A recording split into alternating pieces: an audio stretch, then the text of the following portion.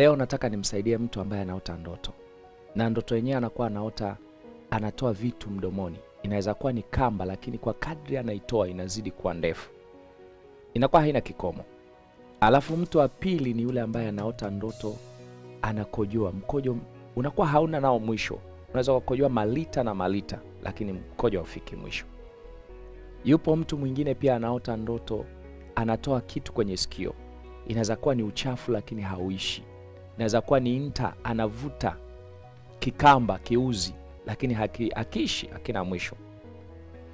Na mtu wa mwisho atakuwa ni yule sasa ambaye yeye anatapika. Anaota anatapika, lakini yeye anatapika vitu vya tofauti. Anatapika vigololi. Unaweza kuwa anatapika vitu vinang'aa sana.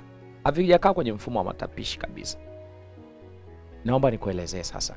Na ikiwa ni mara yako ya kwanza kuniona, unaweza kusubscribe kwenye YouTube channel yangu hapa ili uendelee kujifunza mafundisho mbalimbali ya ndoto na maarifa ya kimungu pia. Ukiota kamba inatoka mdomoni wako na hiyo kamba inakuwa haina mwisho. Ndoto hii inakuwa inakupa taarifa kuu mbili.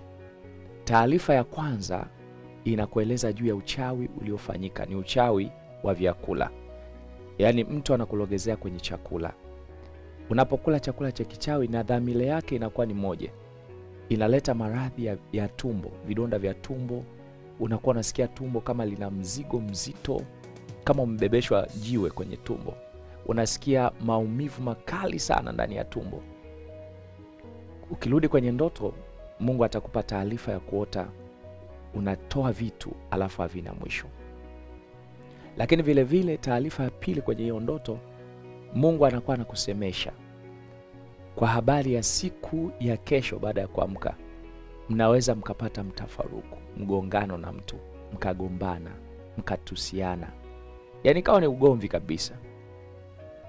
Kwa unapoamka lazima ujue jinsi gani ya kuchukua tahadhari kwenye hiyo ndoto.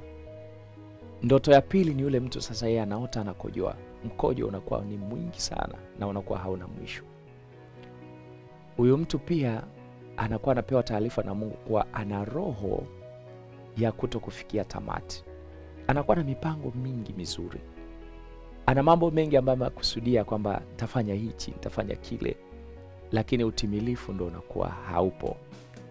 Kwa Mungu anakuwa anakueleza mapema kabisa kwamba shughulikia, kuna roho nyuma yako ambayo yenyewe kazi yake ni kuhakikisha mambo yako yatimie vizuri. Ndoto ya tatu sasa ndio yule mtu ambaye anaota vitu vinatoka sikioni. Inaweza kuwa ni nta, uchafu, inaweza kuwa ni kanyuzi, lakini hakana mwisho. Yaani unatoa kwa kadri unatoa, chenyewe kinakuwa hakifiki mwisho. Ndoto hii ukiota, kuanzia siku ya kesho yake unapoamka, anza kufahamu kwamba kuna habari mbaya zitakuja kwako. Inaweza kuwa ni msiba, inaweza kuwa ni kuachwa. Yaani mambo mabaya tu, hayo ndio yatakuja kwako. Utayasikia kwa masikio yako. Lakini pia mtu ambaye anaota hivyo, yeye huwa anakosa kumsikia Mungu ipasavyo. Lango la kumsikia Mungu linakuwa limezuiliwa na adui zake. Lazima ushughulikie hayo mambo na kufundisha. Mtu wa mwisho ni yule sasa ambaye yeye anaota ndoto anatapika. Niliwahi kueleza ndoto ya kutapika, ukipita kwenye YouTube yangu utaona nimeelezea. Ila matapishi haya sasa yenyewe ni ya tofauti. Anakuwa anaota anatapika, lakini anatapika vigololi, vitu vinang'aa. Havijakaa kwenye mfumo wa matapishi. Mtu huyu anakuwa na tunu kubwa sana ya kimungu. Na mtu huyu anakuwa ndani yake roho wa Mungu amewekeza karama ya maombi.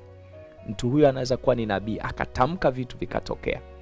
Mtu huyu anaweza kuwa ni muombaji, akaomba. Yaani kwa kiwango tu anachoomba, kuna watu watabarikiwa, kuna watu watavushwa.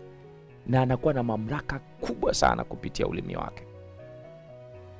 Ni mtu ambaye anaota ndoto lakini anatapika vitu havifanani na matapishi. Anaweza kutapika vimawe, lakini vimawe vinang'aa vizuri.